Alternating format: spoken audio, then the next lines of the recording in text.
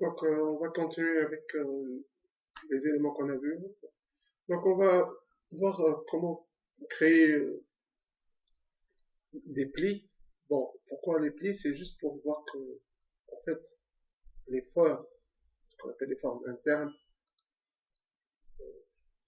ici pour voir un exemple par rapport aux formes internes. Si je fais ici la même chose ici, mais en mettant, je vais mettre 5. Ok.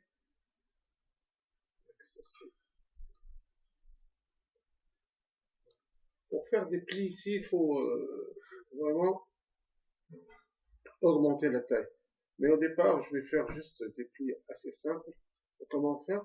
Je vais faire juste des lignes. Et pour faire les lignes, je n'ai pas de marqueur. Donc il me faut des marqueurs. Et il y a plusieurs façons pour faire ça. Donc la première façon pour faire ça, c'est je choisis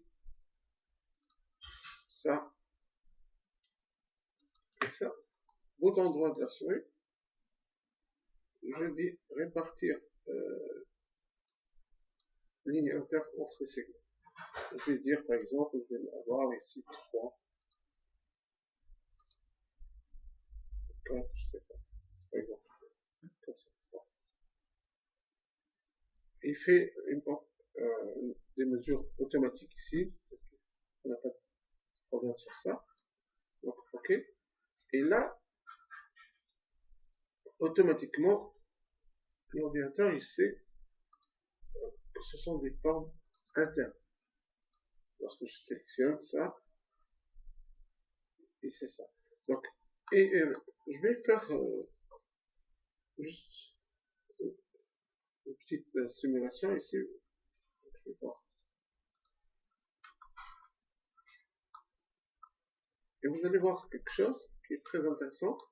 C'est que je vais ici venir bloquer ça ici.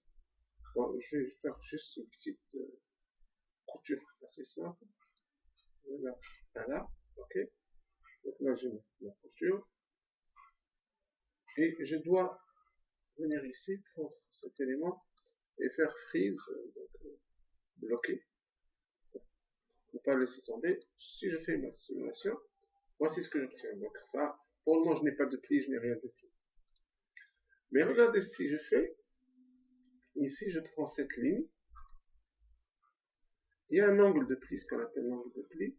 Donc, un angle plat, c'est 180 degrés. C'est logique. Un angle plat, c'est l'angle entre ça et ça.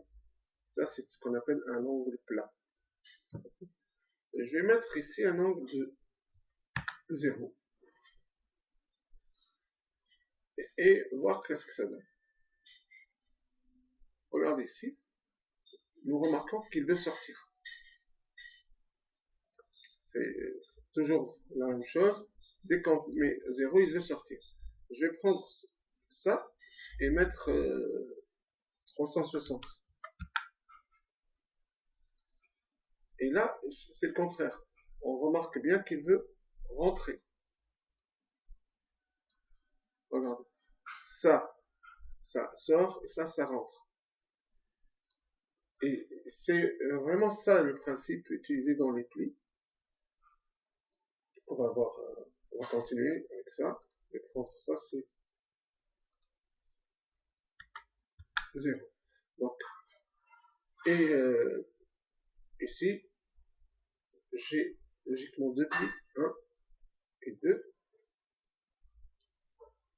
Et on va voir qu'est-ce que ça donne si on utilise. Donc ici, je vais enlever